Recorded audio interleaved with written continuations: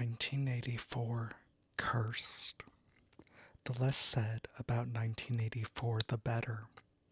Dungeons and Dragons turned 10 years old at the beginning of the year, and to the outside world, the product had become a fixture of modern culture. But for Gygax, the anniversary could hardly feel like a celebration.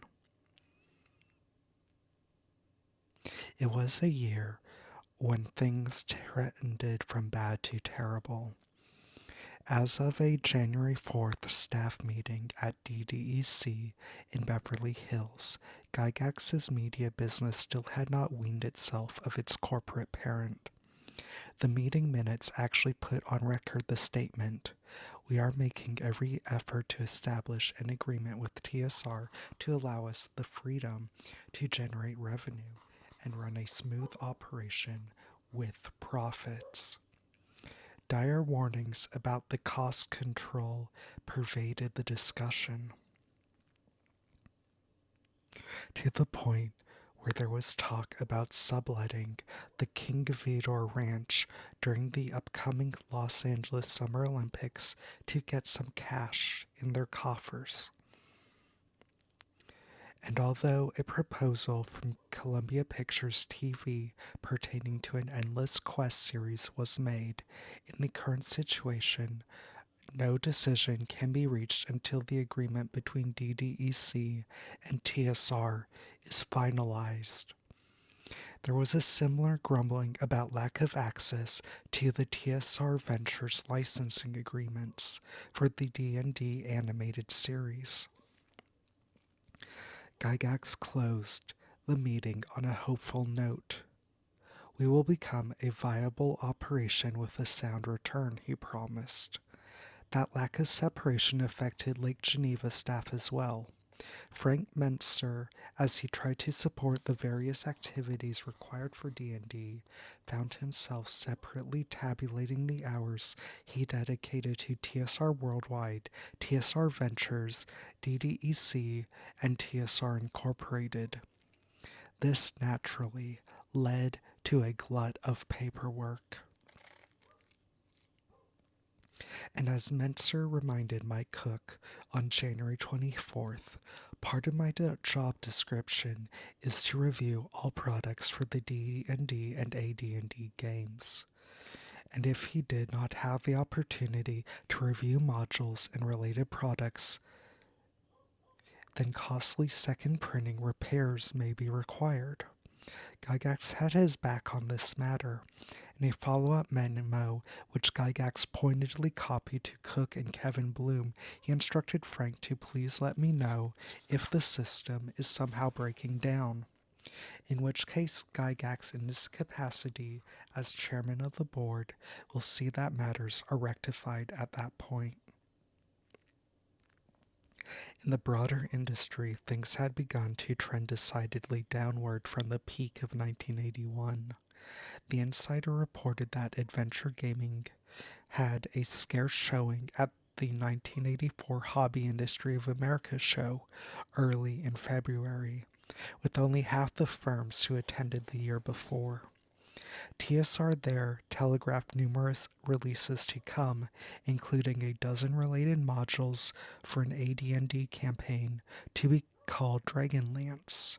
Hazy plans were also announced for Dragonlance to have its own calendar, miniatures, and board games, an ambitious transmedia play that would pave a new direction for TSR.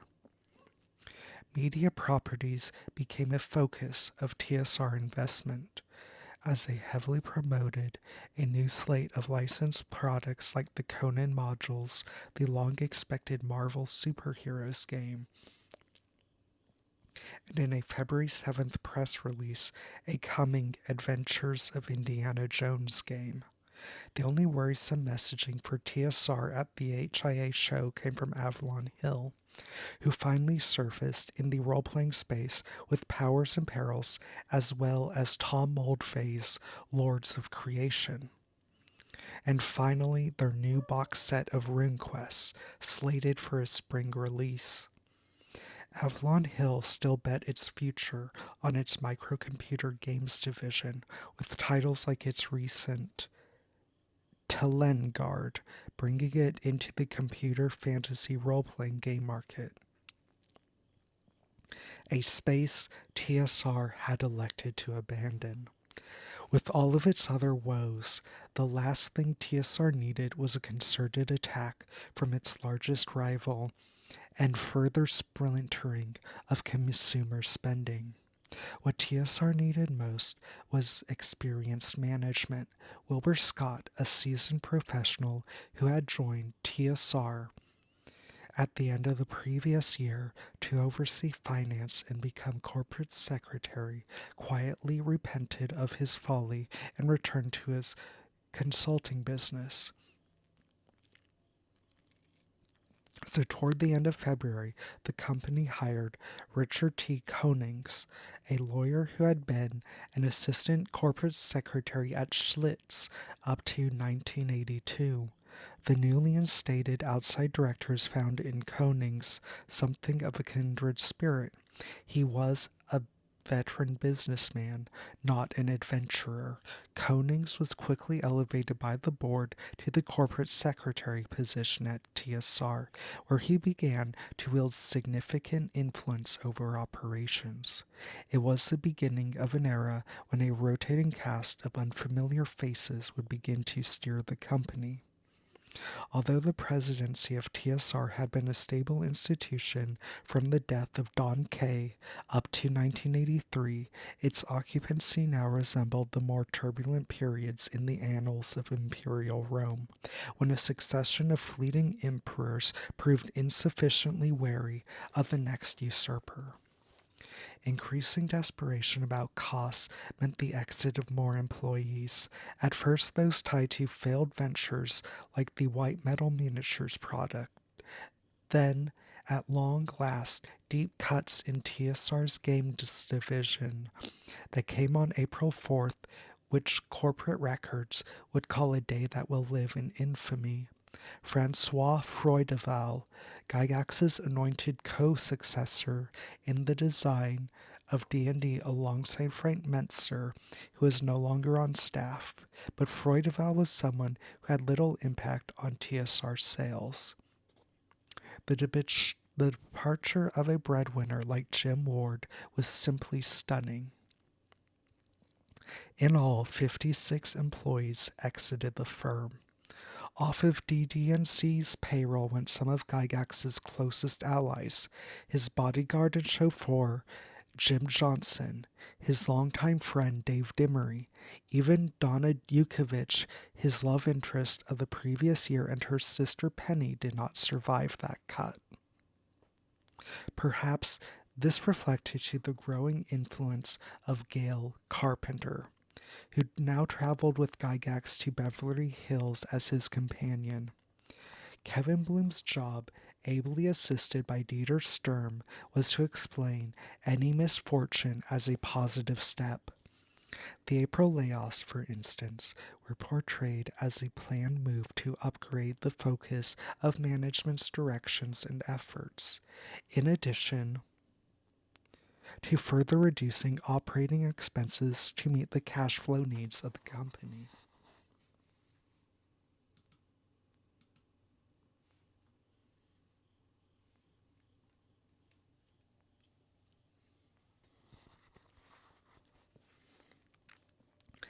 Payroll would fall to around 170, but that was still more staff than they needed given the current scope of business.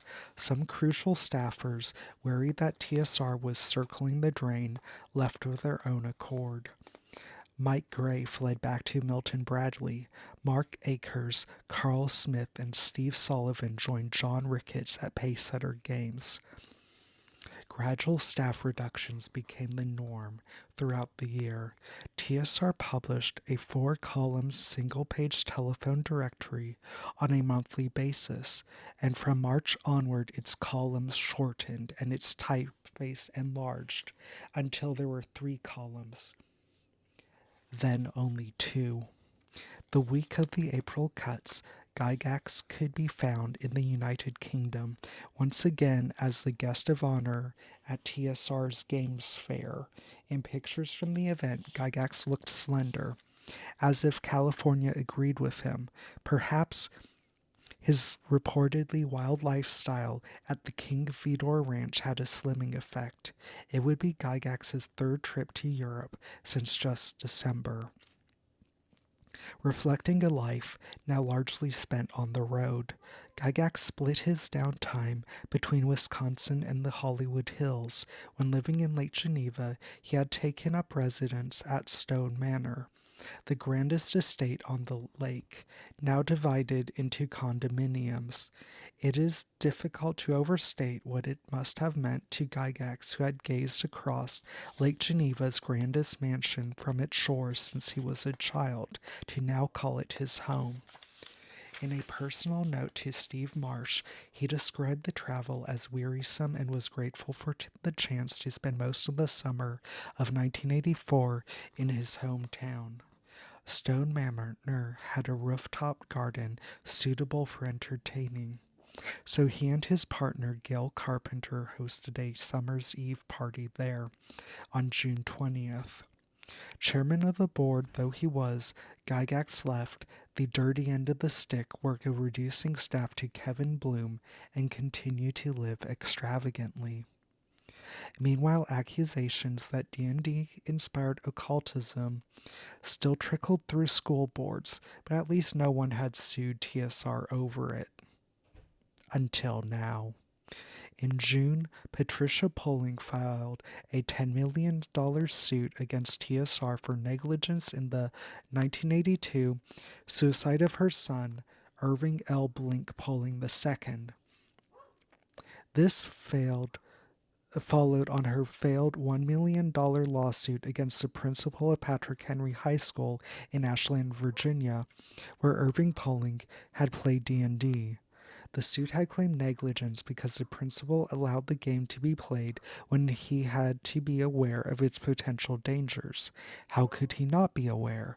After all, that school in Heber City, Utah had banned the game because of those dangers, as had the district board of Rancho Cordova. And that young man who had been driven into the steam tunnels by the game, he later committed suicide. All of these events had been so widely publicized. Would a principal not have to be negligent to tolerate the game on school grounds? The suit against the high school had promptly been dismissed, and likely a suit against TSR would fare no better. But whether Poling won or lost, it generated publicity and dragged down D&D. As a focus for those activities, Poling incorporated the informal group she had begun assembling the year before as a nonprofit called Bothered About Dungeons and Dragons, which circulated pamphlets and press releases compiling incidents of murder and suicide supposedly linked to D&D. Her activities formed a major branch of the growing satanic panic reaction against supposedly anti-Christian youth culture. Poling's case caught the attention of Pat Robinson's Christian Broadcast Network, which now took out its own crusade against D&D. Robertson himself appeared on camera describing news reports of murders, suicides, fantasy mental changes, young people who are going totally crazy as a result of this game. CBN dispatched a correspondence to the Poling home to interview Patricia, who spoke to its inherent evil of the game. If there was any silver lining for TSR in this continuous religious assault, it was that mainstream journalism began to push back against its excesses.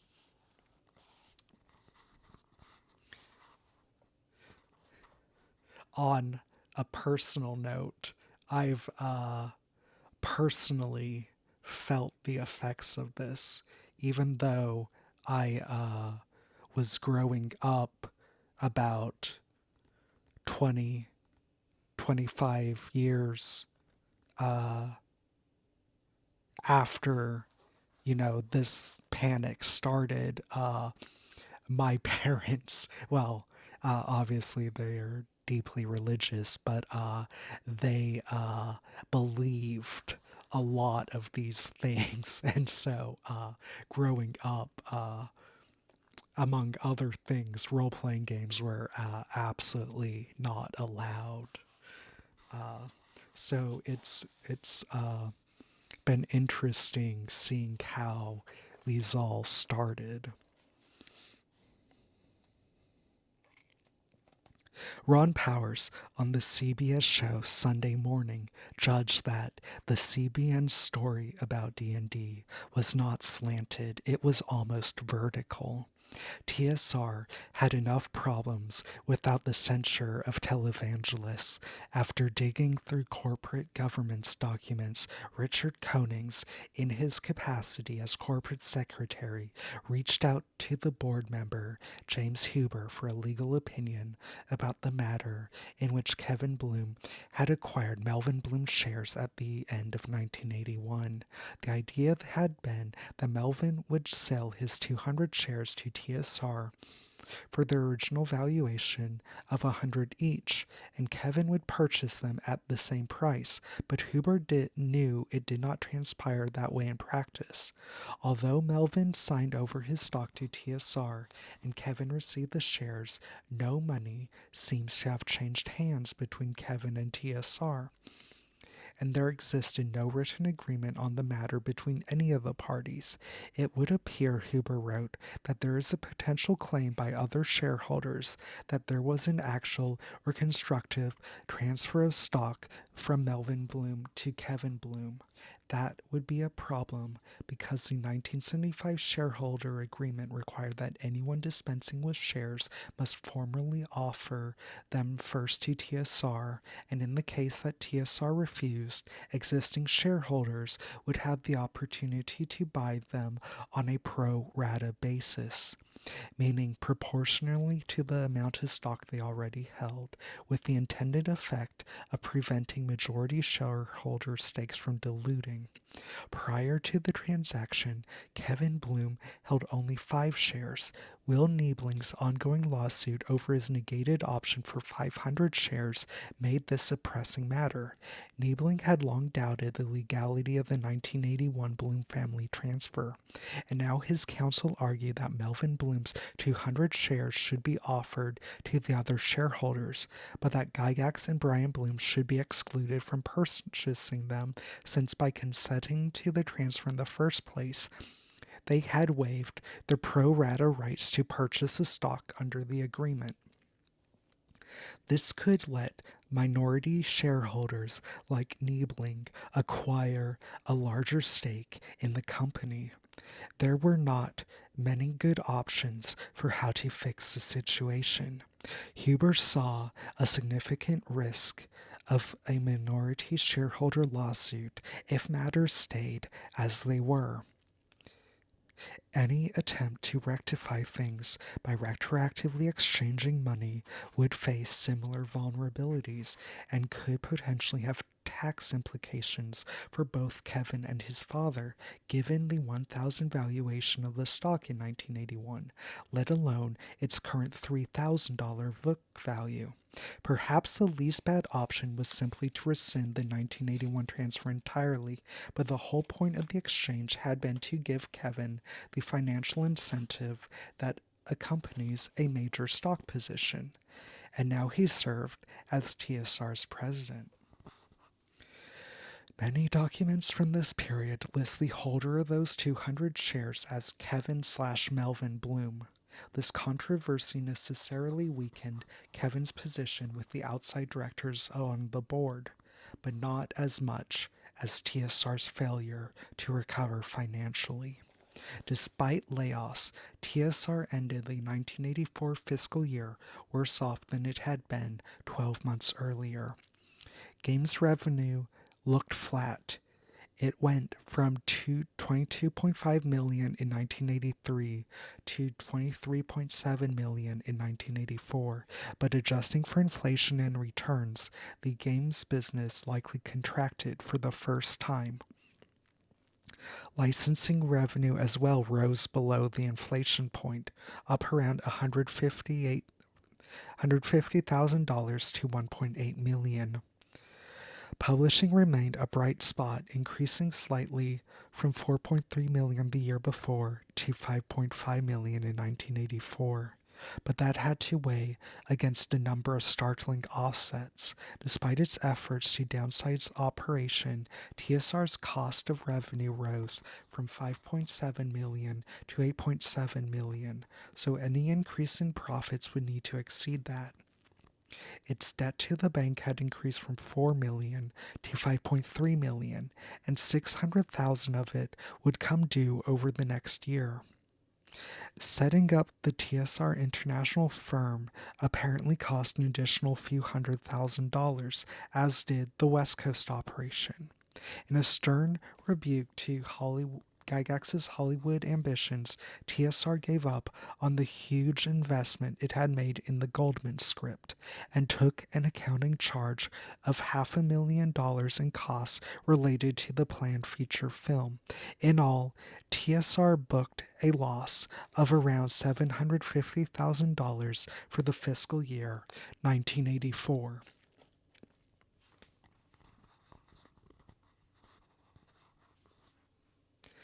After the earnings came in, Kevin Bloom sent a letter to every TSR employee defending the company's future prospects. The situation could not be worse than things were when he joined back in 1976, and TSR struggled for survival on a daily basis.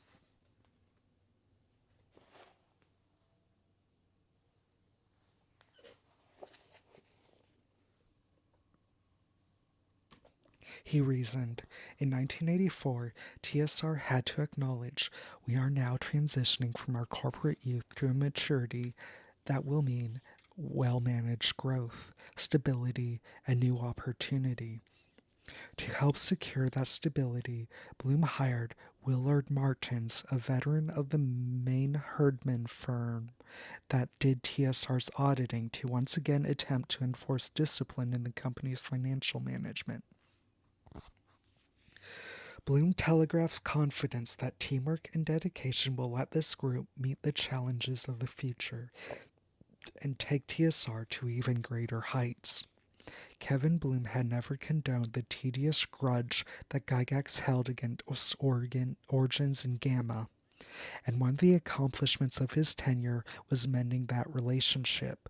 TSR rejoined Gamma and would exhibit at the 10th Origins in Dallas in 1984. It's ridiculous when the leader of the industry is not a member of the organization devoted to that industry, Bloom told Dragon. A situation like that removes legitimacy from both sides. Although he blamed the aggressive scheduling of Origins in Detroit the year before for that feud, he hoped that TSR and Gamma can stop wasting their efforts battling each other. Bloom conceded there probably were a few Gamma members who did want to burn TSR, but he optimistically supposed this was a minority position. Even Origins seemed cursed in 1984. After the Texas University originally scheduled to host it jacked up fees, the convention had to change its venue to the last minute at the Dallas Market Center, where local hotels were already booked to capacity, so people needed to be shuttled in. No one associated with Origins would dare to propose an attendance figure. One longtime attendee remarked the unofficial consensus estimate of the total attendance was between 16 and 1900.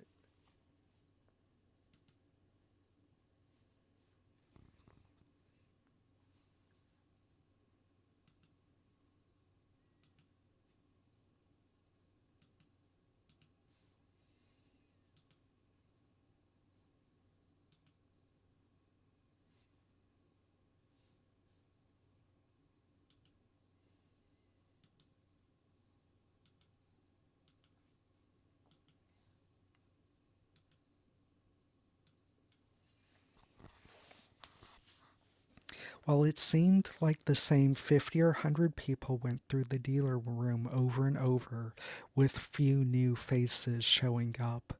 Two faces you could find in the dealer room belonged to Zeb Cook and Kevin Bloom, gamely manning TSR's modest exhibitor booth.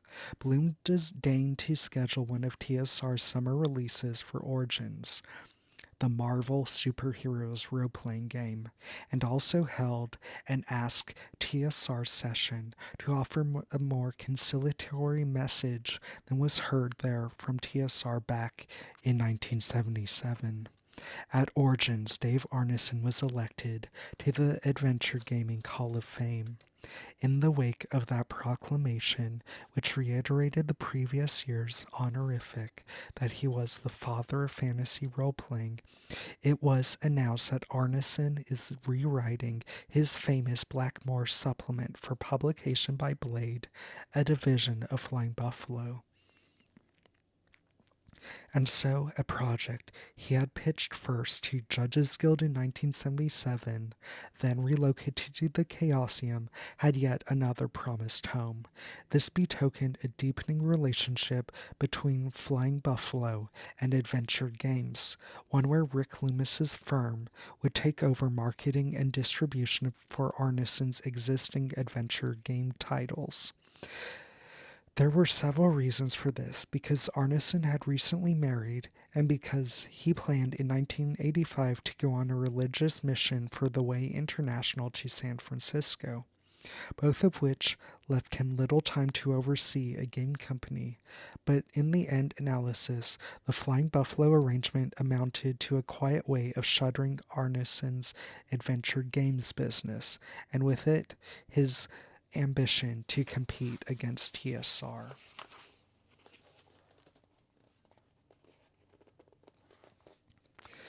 After the fiasco that was Origins, there could be no doubt that GenCon would dominate the summer convention scene.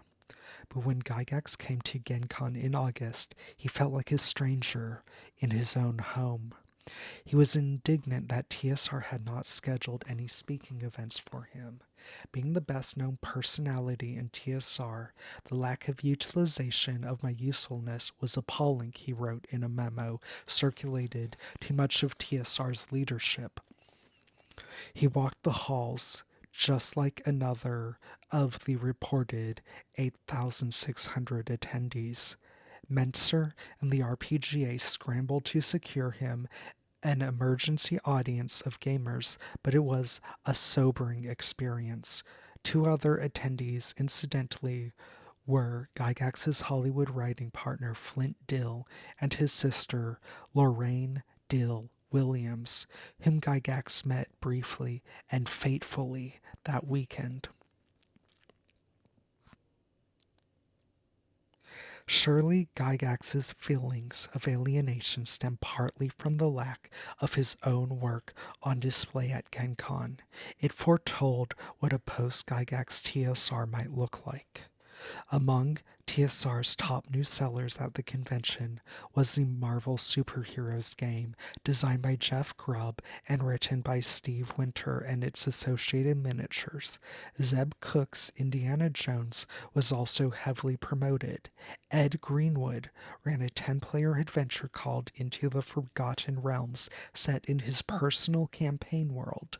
Tracy Hickman and Margaret Weiss, with the cast of TSR luminaries included Harold Johnson and others, held their Dragonlance interactive theater event, a teaser for the novels set in the world, which were set to be published in the fall. The companion rules would be the first chunk of D&D core system that Frank Mentzer furnished himself, as opposed to his reimagining of Tom Moldvay's revision to Eric Holmes' edit of the original D&D rules.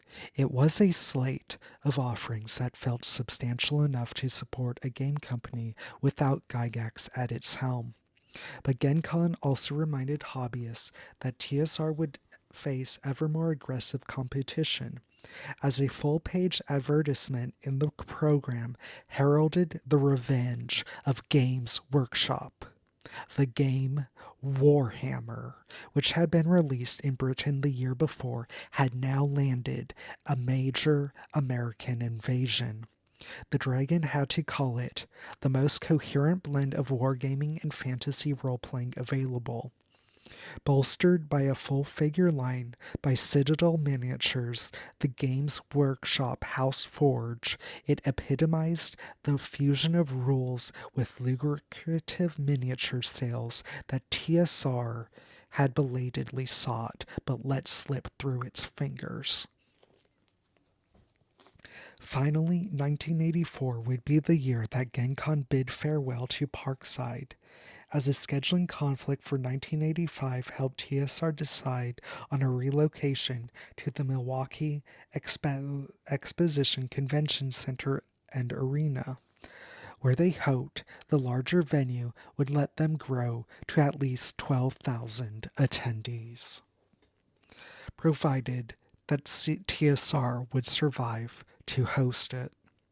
Ordinarily, TSR would be thrilled to see a major book release with the words Dungeon Master in the title, but they were less so for the autumn 1984 release of The Dungeon Master, The Disappearance of James Dallas Egbert III. Despairing of monetizing the film rights to the Egbert story, William Dear cashed out his own version of events in prose. His book jacket photograph shows him brandishing a machine gun, and the contents live up to that level of self-promotion and posturing. Dear heaps blame on Michigan State University and shamelessly Egbert's parents in his telling. It was only through Dear's heroic intervention that Egbert overcame his ordeal. The release of Dear's book earned him a victory lap of appearances on television shows, including Good Morning America at the end of October. It also earned him the scorn of Egbert's parents. His mother would complain to the press, "It's totally inaccurate. Dates, places, times, everything. He prints conversations with my husband and me in Lansing when we weren't even there. I hate to see him making a profit from it." Furman Badgley of the MSU Police, who back in 1979 called Dear's confident pronouncements to the press about games and steam tunnels merely speculation, now had the opportunity to dismiss Dear's entire book as malarkey. But it once again brought this story and the purported role of D&D in it back to the popular imagination in the most negative of lights, which meant that D&D would surely be the supposed cause of more tragedies. A murder-suicide in Lafayette, Colorado on November 2nd yielded a fresh crop of new headlines like "Deaths Linked to Fantasy Game" that would be assiduously collected by people like Patricia Pulling, and these came in the midst of an expensive television advertising blitz from TSR, spearheaded by top New York agency BBDO, promising that their role-playing games would unleash the power of your imagination. The continuing scrutiny of religious groups motivated TSR to follow through on one of the RPR03 recommendations from 1982 and reissue Deities and Demigods under the more innocuous title Legends and Lore, at the same time replacing its psychedelic Errol Otis cover with a high fantasy painting of Odin by Jeff Easley. The title substitution was made with so little fanfare that some suggested TSR were trying to trick consumers into buying the same book twice. A commenter in the November issue of Alarums and Excursions remarked that TSR had bowed to the moral majority. This in part reflected the company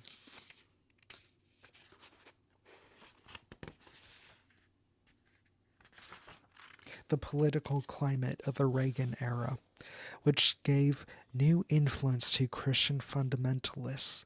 With Jerry Falwell now whispering in Ronnie's ear, we might be seeing more of this, stay tuned. Gygax himself would condemn the recently retitled Legends and Lore as a sop, or bowing to pressure from those who don't buy our products anyways. But by this point, a deeper desperation had taken hold at TSR. Kevin Bloom sent another company-wide letter in attempt to drive up morale.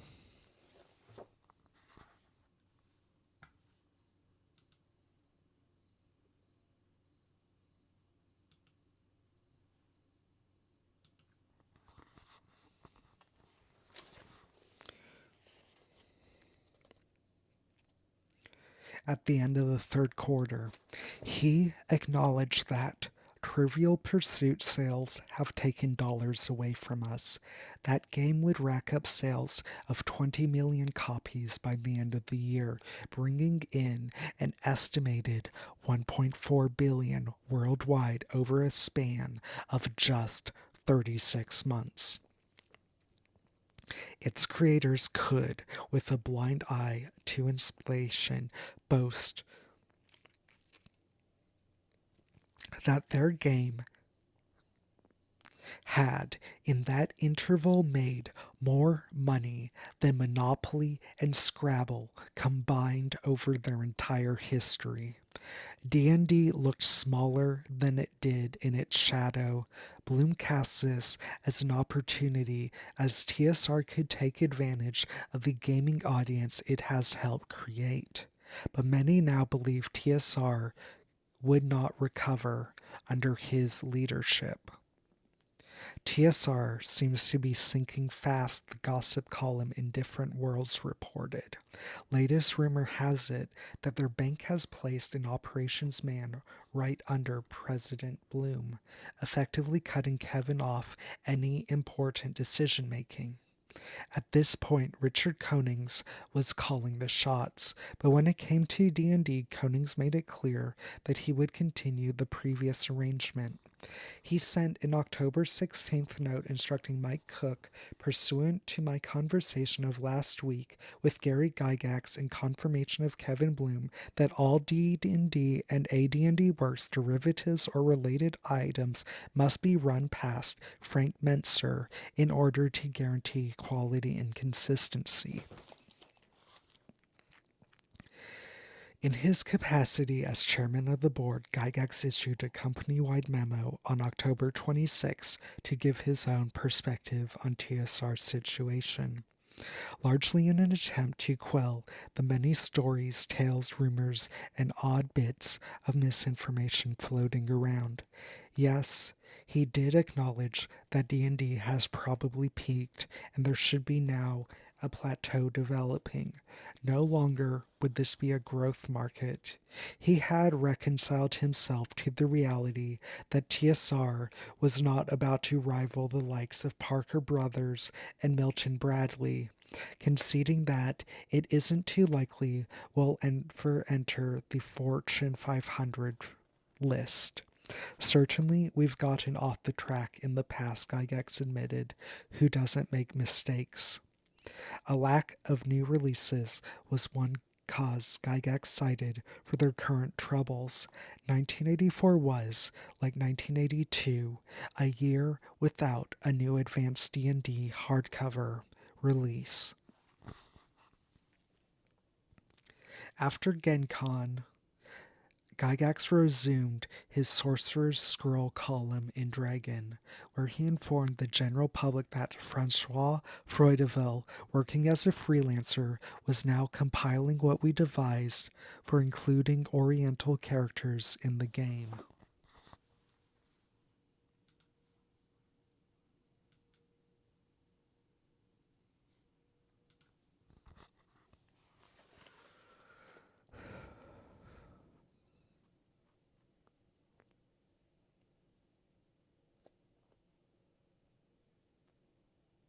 He also shared that his protege Frank Mentzer was now nearing completion of Part 4 of the D&D game system. the master set, and he will thereafter go on to finish the fifth and final portion of the game proper, The Immortals. But most telling in his column was his frustration with the prospects of his expedition to the Hollywood Hills.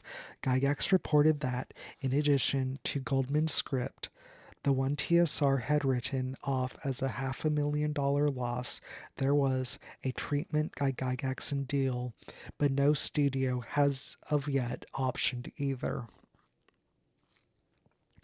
Gygax relayed to Dragon readers Hollywood's skepticism about a D&D movie.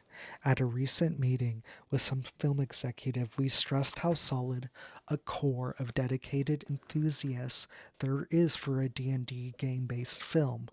In a world where hype is expected, our statements were viewed as puffery, gross exaggerations made to sell an idea.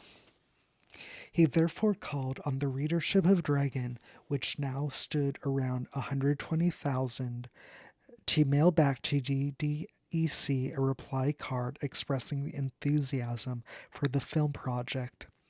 Finally, if you know any DMs or players who don't regularly get Dragon Magazine, tell them all about this effort and ask them to send in a postcard of their own containing all the information on the reply card. They needed every voice they could get. In the end, TSR would achieve its media ambitions through another path. An October 18th press release announced the forthcoming Dragons of Autumn Twilight, the first full-length fantasy novel to be published by TSR and the initial Dragonlance release. With it and plans to release 2 more Dragonlance novels, completing a trilogy in 1985, TSR entered the world of genre fiction publishing. Staff artist Larry Elmore painted the cover, and TSR could rely on Random House's distribution chain for its Endless Quest books, which had now sold over 5 million copies, to get copies of Dragons of Autumn's Twilight in front of readers. The press release promised that TSR is expanding its book publishing arm with entry into various new but closely related book categories in 1985. If the company showed any fresh promise in this difficult time, the move into fantasy novels, ones with tie-ins to the gaming portfolio, was probably it. As if the year had not gone badly enough, Dave Arneson sued TSR again. On November 14th, Arneson had received $100,000 in royalties for the Monster Manual 2 since its publication the year before.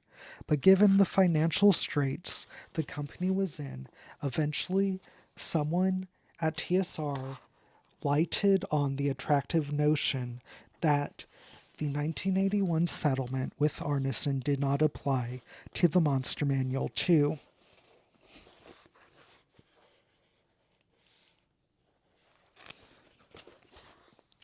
They soon learned that once you start paying royalties for a title, you can expect a lawsuit if they cease. Arneson's latest dispute hinged on a fresh question. Although reminiscent of the former ambiguity about language like game or game rules in the 1975 contract, the 1981 settlement, in the hopes for clarifying for which advanced Dungeons and Dragons works Arneson would receive his 2.5% royalty, uniquely identifies their titles and product codes in a format like the book currently published by TSR entitled Advanced Dungeons and Dragons Monster Manual, and any revised edition or foreign language translation thereof. But what exactly constitutes a revised edition of a book like the Monster Manual? According to the 1981 settlement, a revised edition is a printed work having a title the same or similar to the related earlier work, revised to include changes or additions to the text but continuing to include substantially the same rules and subject matter as contained in earlier work. That surely seemed unambiguous at the time. For example, the Moldvay Basic Set was a revised edition of the Holmes Basic Set because the two comprise rules for the same thing. TSR discontinued the Holmes edition when Moldvay's appeared, even though Frank Mentzer's Basic Rules box set had a slightly different title. It similarly revised and replaced Moldvay, as it covered substantially the same rules and subject matter. But now, take the Monster Manual and Monster Manual 2. The titles are not identical, but they are similar. We probably would not say that Monster Manual 2 revised the text of the Monster Manual. It did not redefine earlier monsters, though it was additive, piling on more of the same. Does Monster Manual 2 include substantially the same rules and subject matter as the Monster Manual? Unlike the case of Holmes and Moldvay, the Monster Manual 2 did not replace the Monster Manual. The case would not require years of legal maneuvering. It would resolve in just 4 months. This time a judgment would be rendered with refreshing clarity, considering the many ambiguities incumbent on the 1981 settlement. The United States District Court in Minnesota ruled the substance of both these works is a listing and description of monsters to be used in playing advanced Dungeons & Dragons. Both works are identical in their purpose and application. Indeed, the court deems them to be the same work. The unifying basis of the two works, their essential idea, is that these parts make up a whole, an encyclopedia of creatures for the advanced Dungeons & Dragons game. This impression was surely bolstered by the index that Mentzer had assembled at Gygax's request for Monster Manual 2, giving the page numbers where monsters could be found, not just in that volume, but also the original Monster Manual and the Fiend Folio. With this legal victory, Arneson would receive further royalties for the Monster Manual 2 as if it were the Monster Manual itself, at a time when TSR desperately needed money. Inevitably, more ex-employees filed suits against TSR. It would not be until after the new year that Different Worlds reported Rose Estes, author of many Endless Quest books, is suing TSR for reneging on a stock purchase plan. Estes had quit the year before in a dispute with management over compensation. Now, as Niebling's lawsuit progressed over a far larger rejected exercise, her more modest ask seemed like something easy to satisfy. And from his new home in Connecticut, working for Coleco, Lawrence Schick sued TSR as well over the creative bonuses that had been canceled for Star Frontiers, which had made enough money to be worth legal action. If there was any consolation to be had in a year of financial disasters, it was that the rest of the industry suffered equally. Even the venerable Milton Bradley announced at the beginning of the year that it had taken a loss in 1983 of $18.7 million, its first loss since 1948. Largely due to an expensive attempt to diversify into the video game space. No doubt they also felt the pressure of Trivial Pursuit. This made the company an acquisition target at its September shareholder meeting. Milton Bradley approved a $360 million takeover bid by Hasbro. Having bestowed its flagship RuneQuest on Avalon Hill, the Chaosium radically downsized, shedding RuneQuest designer Steve Perrin, and even selling off the Different Worlds magazine. which would go on hiatus for the first half of the next year. Fire and Movement magazine, which had sidled into the former niche of SBI's strategy and tactics, ran into its own problems in the spring of 1984 and did not manage to print another issue until right before the new year. When it resumed, Howard Barash shared his industry insights in its pages, including the tidbit that Monarch Avalon's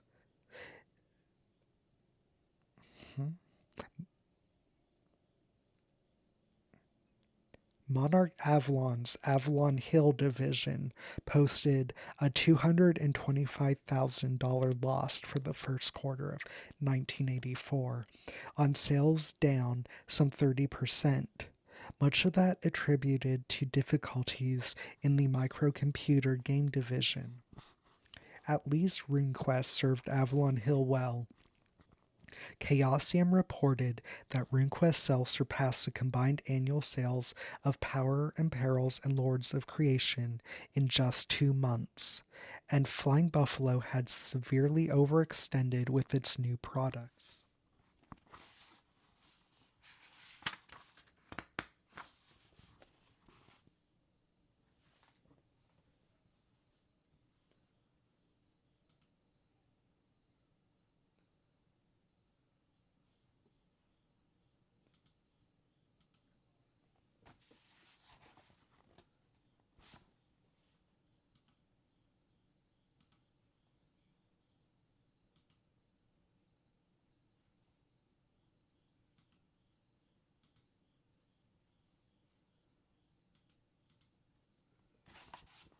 In the first half of 1984, which led to staff reductions and low morale.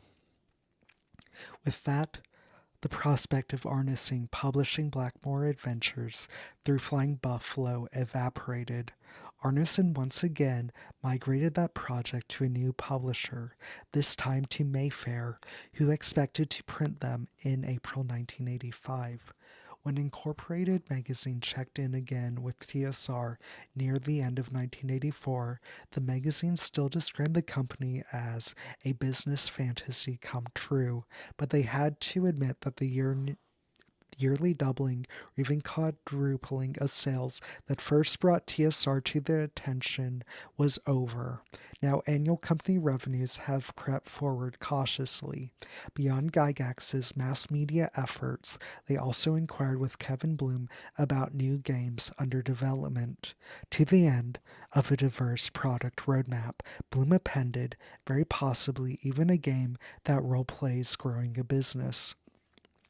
But the era when business would be a game to the small group of adventurers who banded together to run TSR was ending. After a year of trying, they managed to sell the dilapidated Hotel Claire in November, which, apart from warehouse space, reduced their presence in Lake Geneva to the headquarters at Sheridan Springs. By the last month of the year, it had become clear that more stringent measures would be needed to stop the bleeding. A memo circulated December 7th reduced salaries for all employees. Most lost a quarter of their paychecks, though some officers took only a 10% hit. Management promised that this was merely a deferral and that the wages garnished by this policy would be repaid to employees in 1985 as a bonus no later than in September of that year. But this blatantly signaled a dire financial situation for the company, so any assurances would be contingent on TSR's survival, which was far from certain. With these demoralizing steps came a dramatic change at the helm of the company. The last straw was likely when Konings learned in a November 30th letter the terms of the sabbatical taken on by Judy Witt, Kevin's sister-in-law. Her ongoing agreement with TSR to sponsor her college education not only included, as she put it, tuition and fees at any accredited school of my choice, book supplies, lab coats, equipment, transportation, application, transfer fees, and any other expenses, but also her $25,000 annual stipend and retention of full benefits as a TSR employee. This highly dubious drain of TSR funds during a time of immense financial pressure, combined with the dangerous bungling of the stock transfer from Melvin Bloom to Kevin, on top of TSR's continuing failure to stop hemorrhaging money, made it crystal clear to Konings that Kevin had to go. Effective last Friday, Richard Konings wrote in a memo to all employees on Tuesday, December 18th, I am the Chief Executive Officer of TSR, reporting directly to the Board of Directors. All functions of the company, and he underlined all, are now under my sole authority and responsibility. As of the same date, owner employees are solely acting in a consulting capacity to me. Dieter Sturm, TSR spokesman, would tell the media that Kevin Bloom had removed himself. Konings pushed for this move, but Wesley Sommer would explain it was not his idea alone. I think all the directors felt that it would be a good move for the company, and I think the Blooms felt it would be good. But it is no small matter to sideline an employee like Kevin Bloom because of his family's large stake in the company. Their proportion of shares was close enough to half that they would need only a modest coalition to reshape the board entirely. By this point, however, shares mattered less than debt, and TSR's creditors pressured the company to take steps that Kevin Bloom did not have the stomach for. This was a company he had worked for since the end of 1976. Konings had only been there 10 months, and he never saw TSR in its prime. Since the moment of his arrival, the company had known only crisis, and he was looking for any way to steady the ship.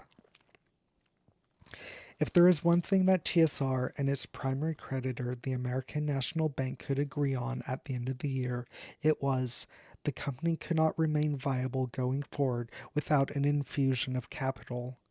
That could come from outside investment or, if necessary, from the sale of assets. From his time in Beverly Hills, Gygax was moving in circles where people had the sort of money and interest to bail TSR out.